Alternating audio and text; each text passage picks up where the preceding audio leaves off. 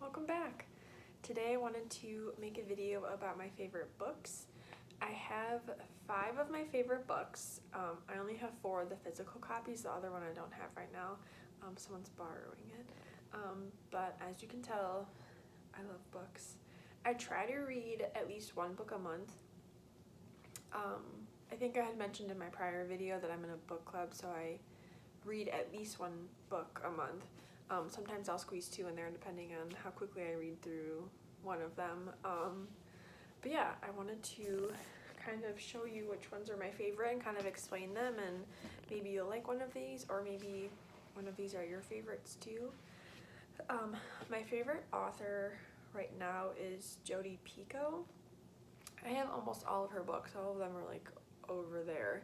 I think I'm only missing like 2 or 3, but I can't find them. I go to Half Price Bookstore. I don't know if that's everywhere or not, but it's right by my house. And they have like, I don't know if they're used books or not. I guess I never asked, but they're like half the price of what they would be at like a regular store. So that's where I usually try to look first, and I've kind of been on the lookout for her other books I don't have. But yeah, anyway, I'll start with this one. This one is Jodi Picoult's The Storyteller.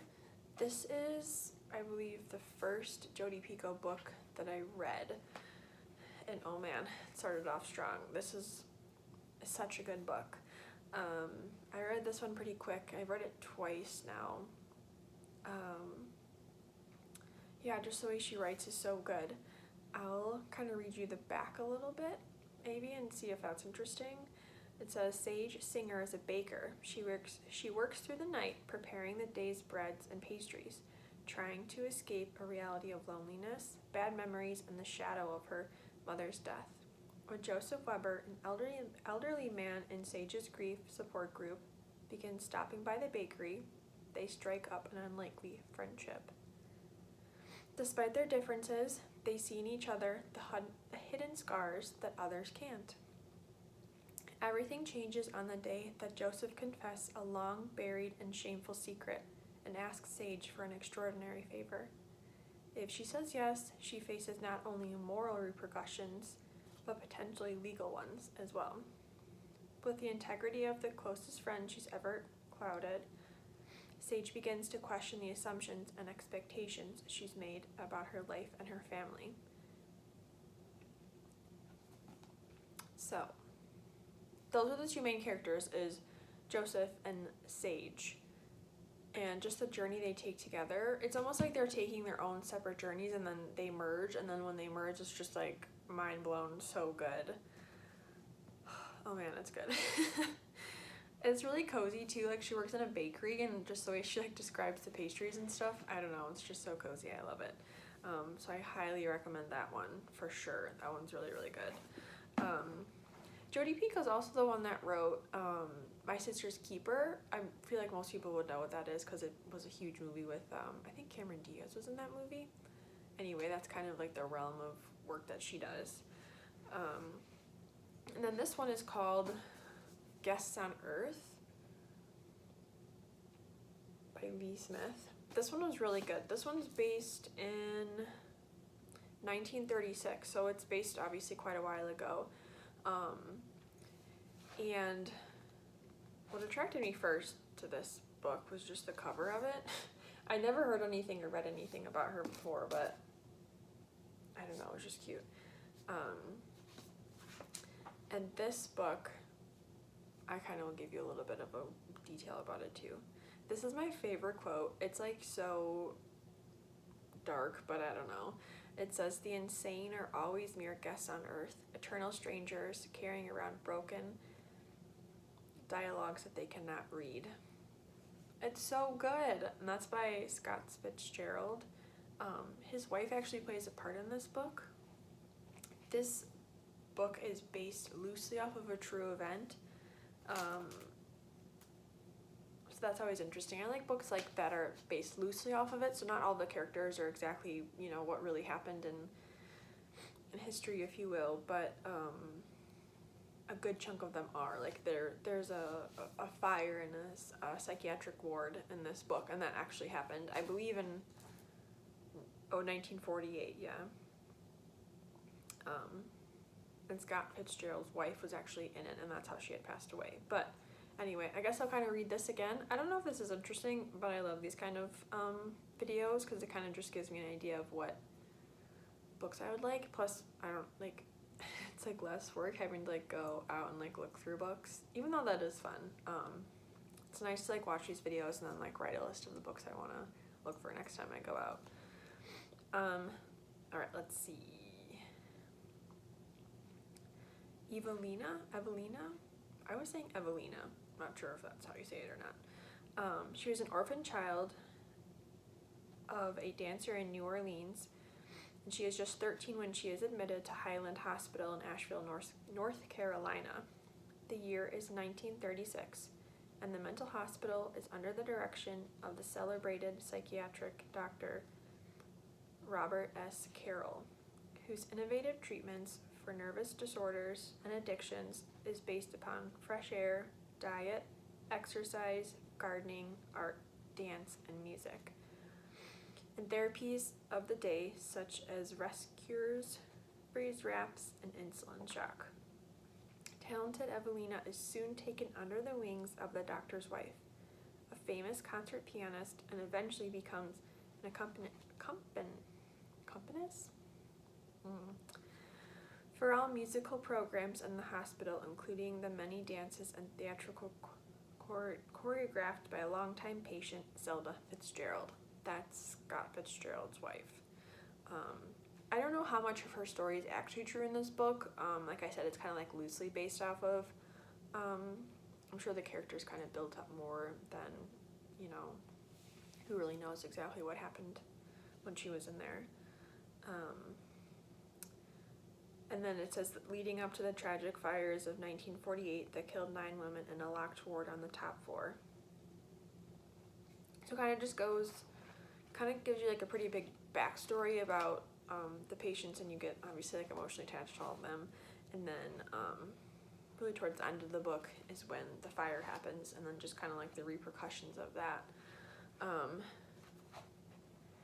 Yeah, it's just so good, and it's also so interesting just to see how back then how different people were treated because of their mental illness, and even just women as a whole, like things that were things that are, I don't know, just like part of being a person were classified as like mentally ill, and you were institutionalized, and that's crazy. So that one's like a little bit dark, but I really like it. That one's a really good one. The other one, let's do this one next. Indigo Girl by Natasha Boyd. This one I actually just read not that long ago, and this one is actually loosely based on true events as well. This one's based in 1739. This was a book club book. When I bought this one from the Half Price bookstore, and when I read the back, I was like, oh, that's not something I'm like gonna be into. I don't know. I don't really like books that are like based in like that long ago. I feel like sometimes it's hard to like relate to it and like understand, because sometimes like the writing is different because they spoke so differently back then, and I feel like sometimes it's hard to follow. But now I realize it might just be like the way that author writes, because this one was very easy to follow along with and read. I'll read this a little bit and see if that sounds good or not. In 1973, Liza Lucas, a 16-year-old, when her father leaves her in charge of their family's 3 plantations in South Carolina, then proceeds to bleed the estate dry in pursuit of his military ambitions. Her mother wants nothing more than their family in South Carolina to fail so that they can go back to England, and her family is in danger of losing everything. Hearing how much the French pay for indigo dye, Liza believes it's their salvation. But with every turn, and even her family, Liza finds her only allies in an aging Horky, I can't say this word, nobody knows, a lawyer, and who they strike a dangerous deal. So develops an incredible story of romance, intrigue, hidden friendships, threats, ambition, betrayal, and sacrifice, based on historical documents and Eliza Lucas's own letters. So pretty much it's a story of Eliza Lucas and how her dad had left. So even though she was not the oldest sibling, she was the one that was there. So she was put in charge of the plantations, and she had like the book had said, she had heard that indigo dye was being sold for a really high price. So it's just kind of her story about getting that started and failing, and her just keep trying, because she knew that if they didn't do this, their family would have nothing left. It's just so good. It's just like her story of never giving up and keep fighting for what she believes in and wants, and her thoughts are such ahead of her time. It's just so good.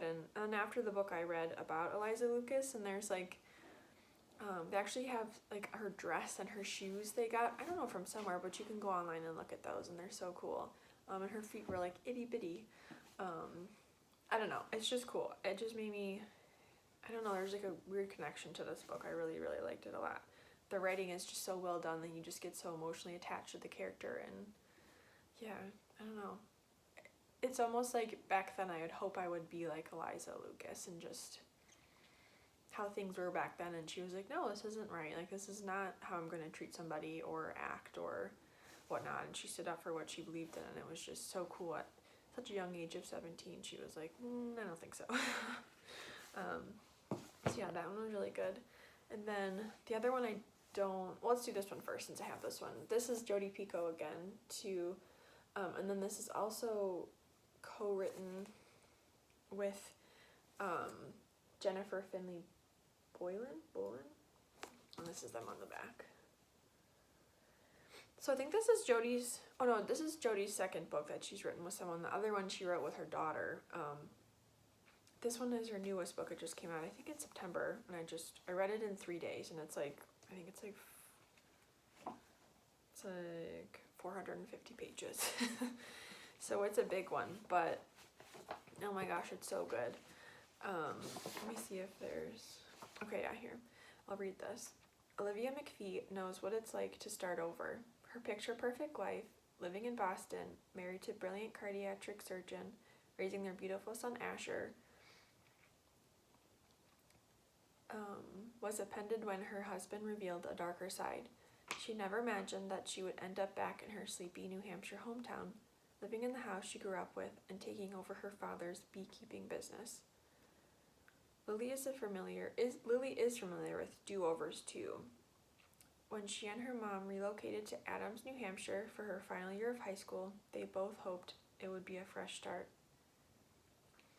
And for just a little while, these new beginnings are exactly what Olivia and Lily needed. Their paths cross when Asher falls in love with the new girl in school. Lily can't help but fall in love with him too.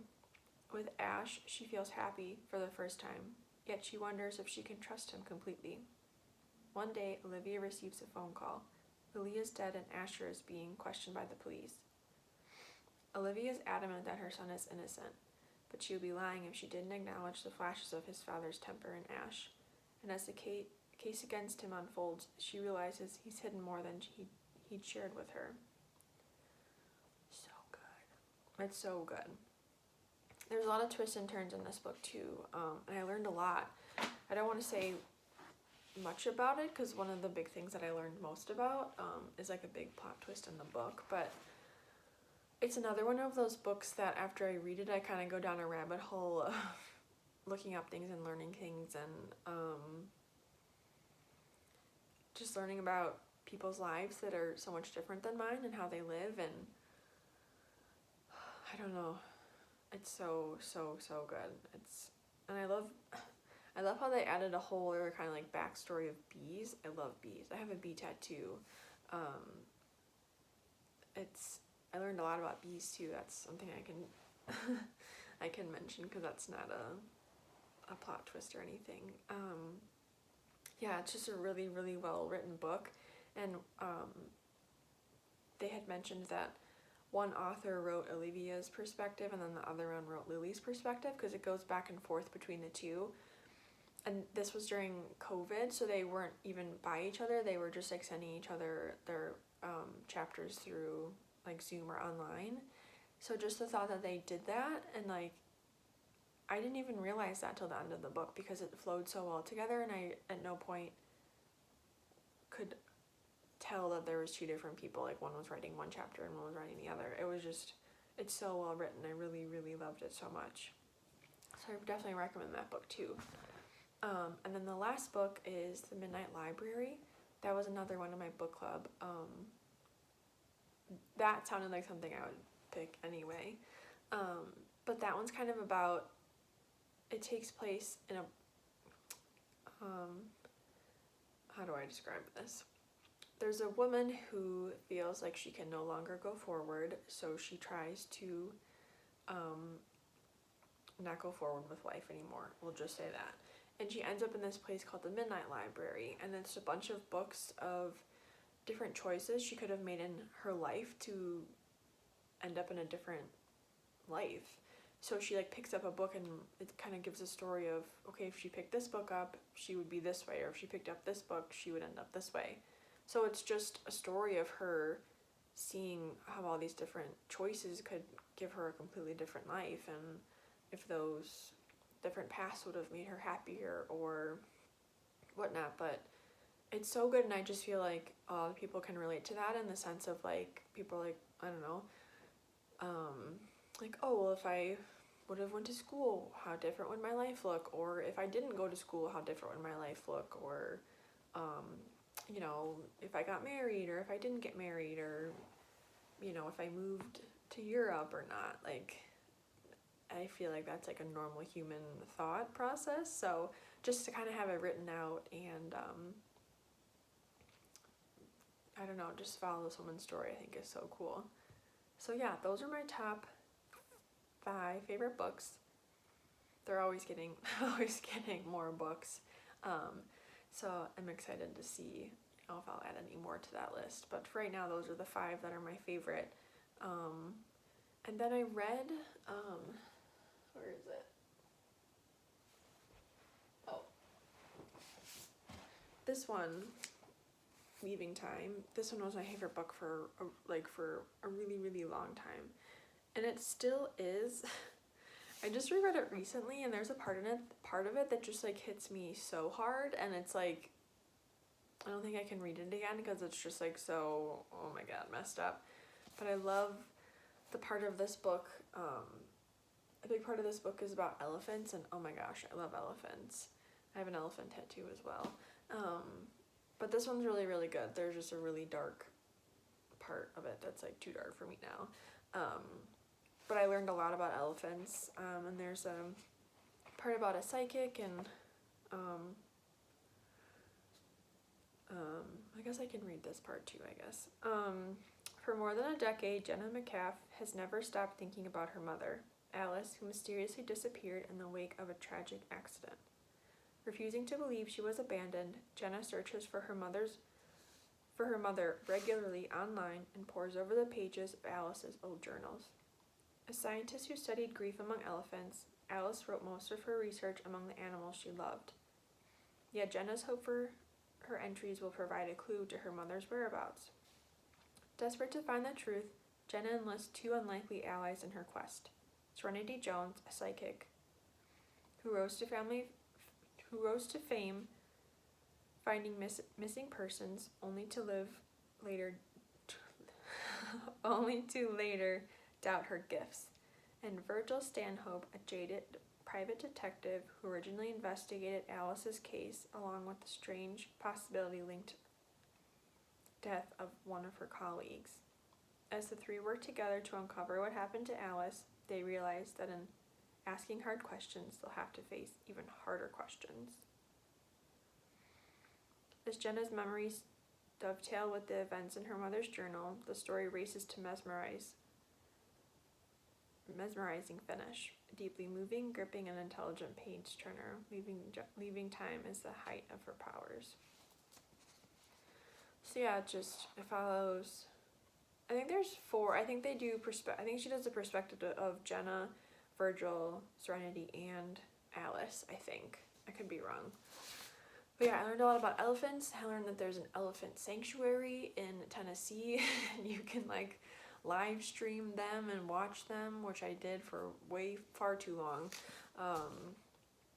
Yeah, and just how smart they are and how beautiful and wonderful they are is just something else. But okay, I think I'm done rambling. Hopefully those were helpful.